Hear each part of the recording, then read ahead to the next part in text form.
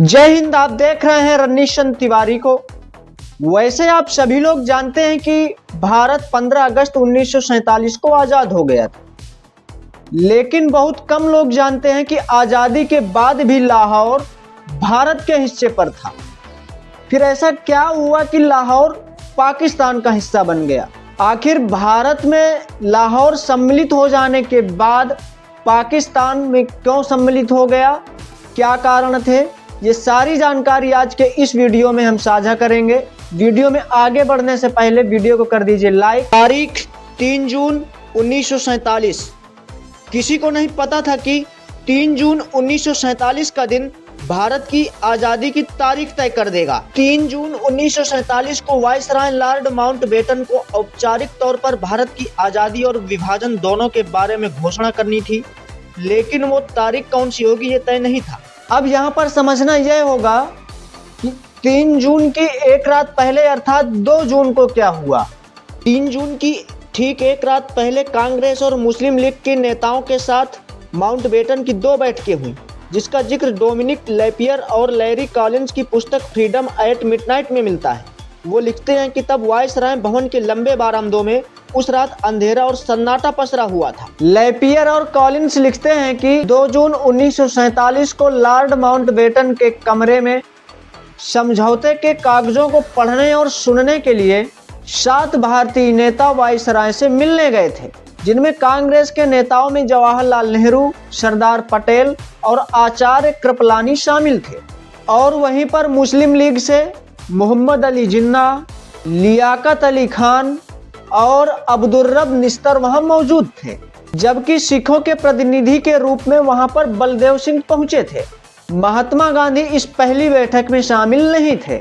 Mountbatten ने निश्चय किया था कि इस मीटिंग में कोई बहस न छिड़ने पाए, इसलिए उन्होंने जिन्ना से पूछा कि क्या वो भारत को उस रूप में स्वीकार करेंगे जिसकी कल्पना कैबिनेट मिशन में की गई थी। जिन्ना तैयार नहीं हुए। उसके बाद लॉर्ड माउंटबेटन ने अपनी योजना के एक एक बिंदु को बताना शुरू किया, जिनमें से पहला बिंदु था पंजाब और बंगाल में जो हिंदू और मुसलमान बहुसंख्यक जिले हैं उनके सभासदों की अलग बैठक बुलाई जाएगी। दूसरा बिंदु था अगर कोई भी पक्ष प्रांत का विभाजन चाहेगा तो कर दिया जाएगा।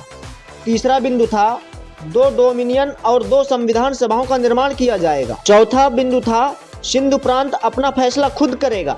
5वां था नॉर्थ वेस्ट फ्रंटियर और असम के सिलहट में जनमत संग्रह किया जाएगा कि वे लोग भारत के किस हिस्से के साथ रहना चाहते हैं। अपनी बात खत्म करते हुए माउंटबेटन ने कहा, मैं चाहूंगा कि आधी रात तक आप सभी लोग इस योजना पर अपना अपना जवाब दे दें। उन्हें उम्मीद थी कि आधी रात से पहले कांग्रेस, मुस्लिम लीग और सिख तीनों इस योजना को स्वीकार करने के लिए अपनी रजामंदी जाहिर कर देंगे। लेकिन आधी रात को एक बैठक और हुई और इस बैठक में महात्मा गांधी उपस्थित हुए।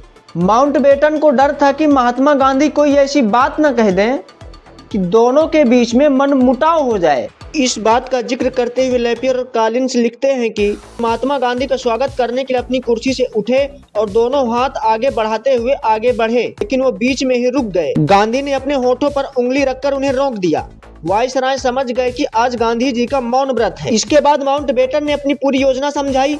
गांधी जी ने एक लिफाफा लिया और उसके पीछे कुछ लिखना शुरू किया। लिखते लिखते उन्होंने 5 पुराने लिफाफे भर दिए। लॉर्ड माउंटबेटन ने उन लिफाफों को आने वाली पीढ़ियों के लिए सहेज कर रख लिया। महात्मा गांधी जी ने लिखा था, मुझे अफसोस है कि मैं बोल नहीं सकता और सोमवार को मेरा मौन व्रत रहता है।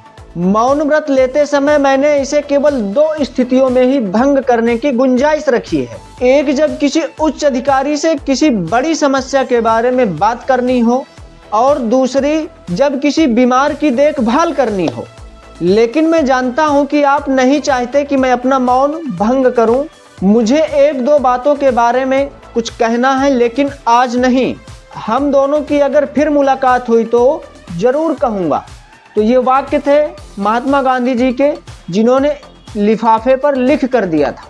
इसके बाद गांधी वहां से उठकर चले गए। लॉर्ड माउंटबेटन को कांग्रेस और सिखों की ओर से तय सीमा में सहमति मिल चुकी थी, लेकिन मोहम्मद अली जिन्ना नहीं मान रहे। लैपियर और कॉलिंस ने इस घटना को विस्तार से वर्णन करते हुए लिखा कि जिन्ना अभी भी हाँ करने में आनाकानी कर रहे थे, लेकिन लॉर्ड माउंटबेटन भी मन बना चुके थे कि उनसे हाँ करवाकर ही रहेंगे। दोनों के बीच पहले शांति से बातचीत चलती रही, जिन्ना बात टालते रहे और तब अंत में माउंटबेटन ने कहा, मिस्टर जिन्ना, मैं आपको एक बात बता देना चाहता हूं कि मैं आपको अपनी योजना बर्बाद नहीं करने दूंगा। कल मीटिंग में मैं कहूंगा कि मुझे कांग्रेस का जवाब मिल गया है, उन्होंने कुछ शंकाएं उठाई हैं जिन्हें मैं दूर कर दूंगा। सिख भी मान गए हैं। आगे लॉर्ड माउंटबेटन बोले, उसके बाद मैं कहूंगा कि कल रात जिन्ना साहब के साथ काफी देर तक दोस्ताना ढंग से मेरी बातचीत हुई और इस योजना पर हमने विचार किया और जिन्ना साहब ने मुझे निजी तौर पर यकीन दिलाया है कि वह योजना से सहमत हैं। उस वक्त मैं आपकी तरफ मुड़कर देखूंगा। मैं नहीं चाहता कि आप कुछ बोलें। मैं आपसे केवल एक बात कहना चाहता हूं कि आप केवल अपना सिर हिला दें, जिससे यह जाहिर हो कि आप मुझसे सहमत हैं। यदि आपने अपना सिर नहीं हिलाया तो यह समझ लीजिए कि फिर मैं आपके लिए कुछ नहीं कर पाऊंगा और आपका सारा बना बनाया खेल बिगड़ जाएगा, सब कुछ ढह जाएगा। और फिर क्या था?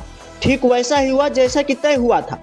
विभाजन और आजादी को लेकर लॉर्ड माउंटबेटन ने भारतीय नेताओं के साथ औपचारिक स्वीकृति के लिए एक बैठक की, जिसमें सब कुछ उसी तरीके से हुआ जैसा कि उन्होंने जिन्ना को एक रात पहले बताया था। तारीख 3 जून 1947, समय करीब शाम के 7 बजे सभी प्रमुख नेताओं ने 2 अलग देश बनाने पर अपनी सहमति का औपचारिक ऐलान कर दिया।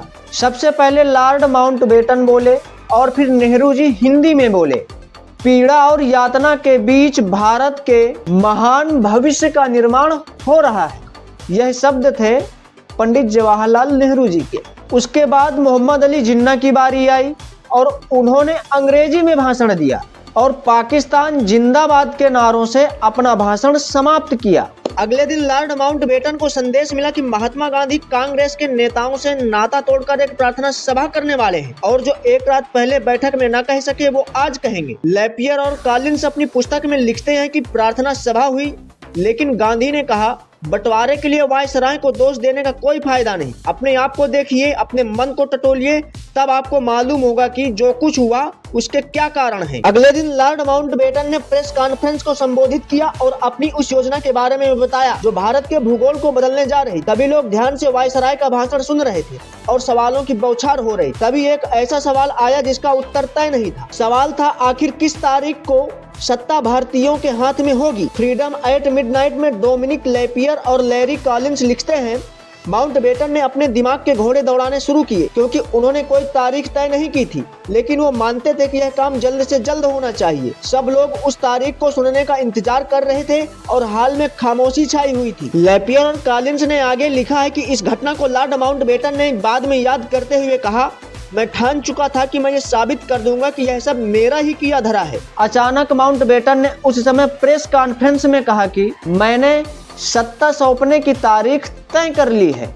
इतना कहने के बाद उनके दिमाग में बहुत सी तारीखें चक्कर काटने लगी। तभी उनके दिमाग में अपने जीवन की सबसे गौरवशाली जीत की याद आई, जब उनके नेतृत्व में जापान की सेना ने आत्मसमर्पण कर दिया था। जापान की सेना के आत्मसमर्पण की दूसरी वर्षगांठ नजदीक ही थी। लैपियर और कॉलिंस लिखते हैं, माउंटबेटन की आवाज अचानक रुंध गई और उन्होंने ऐलान कर दिया कि भारतीय हाथों में सत्ता 15 अगस्त 1947 को सौंप दी जाएगी। आखिरकार 14 और 15 अगस्त की दरमियानी रात को भारत का बंटवारा हो गया और पाकिस्तान एक नए मुल्क के तौर पर अस्तित्व में आ गया। अब दोनों देश आजाद थे, किंतु एक नहीं। देश भले ही 15 अगस्त 1947 को आजाद हुआ, लेकिन भारत और पाकिस्तान के बंटवारे की जो तैयारी थी बहुत पहले शुरू हो गई थी। 3 जून 1947 को लॉर्ड माउंटबेटन ने आजादी की योजना पेश करते हुए साफ तौर पर कहा था कि भारत आजाद होकर 2 हिस्सों में बंट जाएगा। लॉर्ड माउंटबेटन की योजना को जवाहरलाल नेहरू और मोहम्मद अली जिन्ना भी स्वीकार कर चुके थे, लेकिन बंटवारे को अंजाम तक पहुँचाना इतना आसान नहीं था।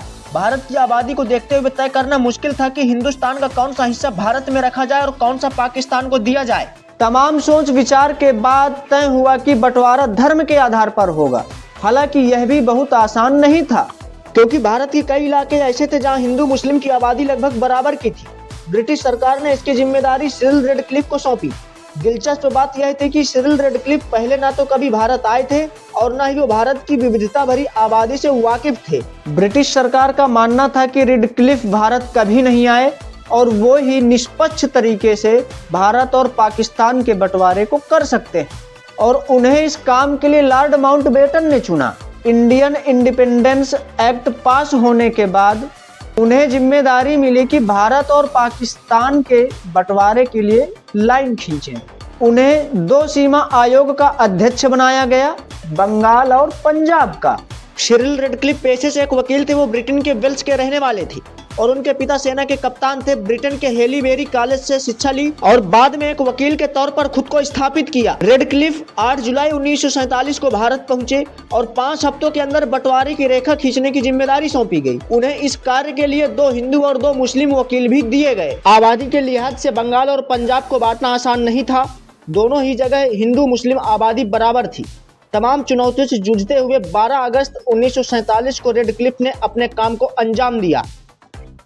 हिंदू मुस्लिम की आबादी से भी ज्यादा चर्चा इस बात की होने लगी कि क्या रेडक्लिफ अधिक हिंदू आबादी वाले लाहौर को पाकिस्तान के हिस्से में रखेंगे या भारत के। बाद में रेडक्लिफ ने एक इंटरव्यू में बताया कि बंटवारे की तैयारी के दौरान लाहौर भारत के हिस्से पर था, किंतु तैयारी को अंतिम रूप देते समय देखा गया कि पाकिस्तान के हिस्से में कोई बड़ा शहर नहीं था, इसलिए लाहौर को पाकिस्तान में रखने का फैसला लिया। अंततः 17 अगस्त 1947 को एक आधिकारिक घोषणा की गई जिसमें लाहौर को पाकिस्तान में शामिल किया गया। इस तरह आजादी के बाद तक लाहौर भारत का हिस्सा था और 17 अगस्त 1947 की आधिकारिक घोषणा में इसे पाकिस्तान में शामिल किया गया। सीमा तय होने के बाद करोड़ों लोग भारत से पाकिस्तान और पाकिस्तान से भारत आए। विभाजन के बाद रेडक्लिफ ब्रिटेन लौट गए और फिर दोबारा कभी भारत नहीं आए। वैसे आप लोगों को यह वीडियो कैसा लगा कमेंट करके जरूर बताइए।